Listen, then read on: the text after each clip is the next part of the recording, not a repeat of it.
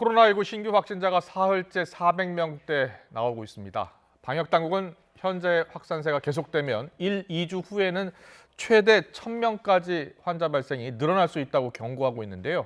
한영규 해설위원과 함께 코로나19 상황, 백신에 관해서 자세히 알아보겠습니다. 어서 오십시오. 예.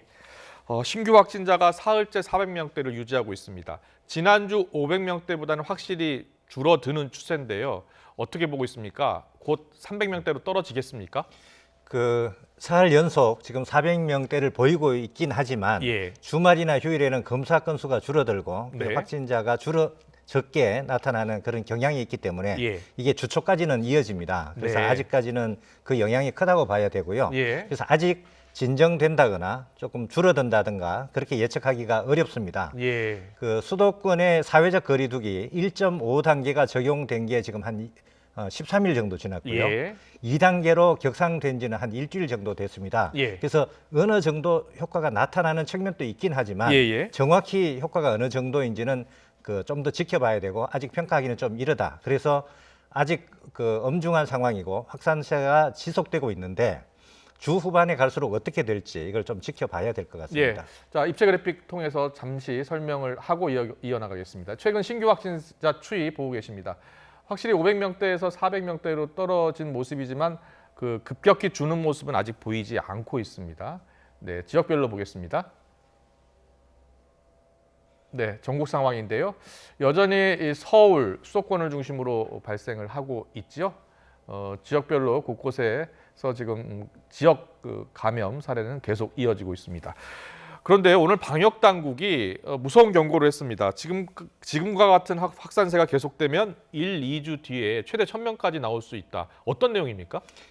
이렇게 이제 추정하는 근거는 지난주에 감염 재확산 지수가 1.43으로 나왔습니다. 이건 한 명이 평균 1.43명에게 전파를 시키고 있다.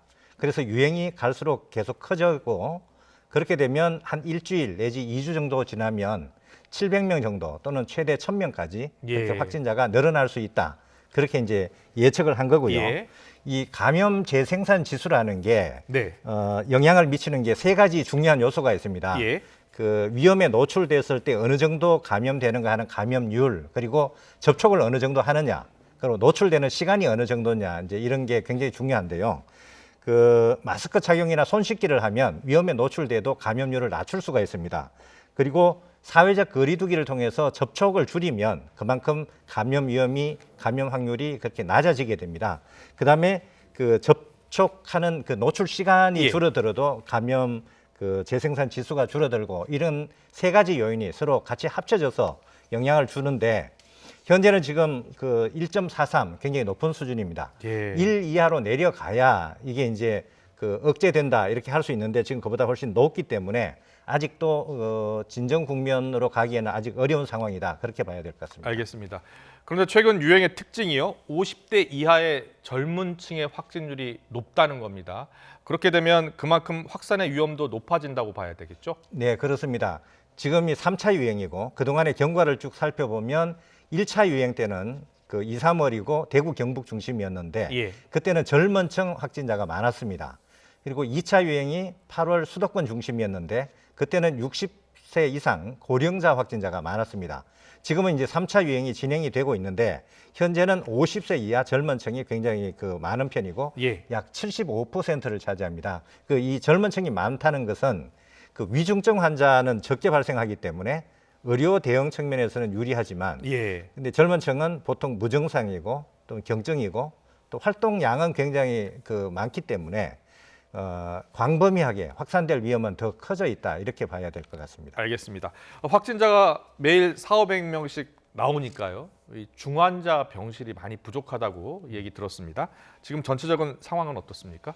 지금 위중증 환자를 보면 어제 기준으로 97명입니다. 하루 전보다 무려 21명이 늘어났습니다. 이게 위중증 환자가 한 달 전만 해도 한 50명 정도였는데 불과 한 달 만에 지금 2배 정도로 많아진 그런 상태고요. 반면에 중환자를 즉시 입원시켜서 치료할 수 있는 병상은 갈수록 줄어들고 있습니다. 이제 어제 기준으로 전국에 66개만 남아 있다. 하루 전보다 11개가 줄었습니다. 일주일 전하고 비교하면 50개가 준 겁니다. 예. 굉장히 빠른 속도로 줄어들고 있습니다. 실제로 어제 부산에서는 환자 20명을 대구로 이송한 그런 경우가 예. 있었고요. 병상 부족이 지금 현실로 닥치고 있고 지금의 이제 확산세가 계속 이어지면 예. 앞으로 이제 일주일, 열흘 뒤에는 상황이 더 심각해진다.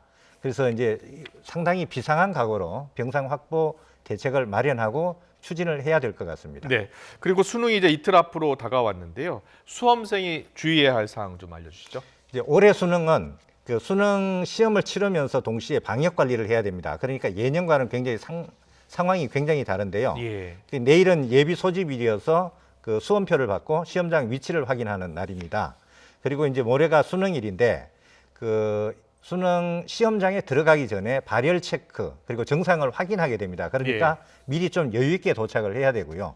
반드시 마스크를 착용해야만 입장을 할 수가 있습니다. 예. 그리고 마스크는 혹시 오염되거나 훼손될 수도 있으니까 여분을 갖고 가야 되고요. 예. 그리고 이제 그 책상에 앞에 반투명 가림막이 있어서 네네. 이게 이제 예전과 완전히 달라진 그런 모습에서 시험을 치러야 됩니다. 예. 그리고 이제 시험이 끝나면 매 시간 이제 환기를 하기 때문에 네. 지금 이제 아무래도 춥기 때문에 보온 대책도 충분히 챙겨야 되고 그 점심 식사나 물 같은 거는 본인이 직접 챙겨가야 됩니다. 예. 그리고 끝나고 나서도 그 거리를 두고 이렇게 퇴실을 해야 되고 통상 수능 시험에 볼 수 있었던 후배들이 응원하거나 하는 모습도 올해는 볼 수 없을 것 같습니다. 그렇군요.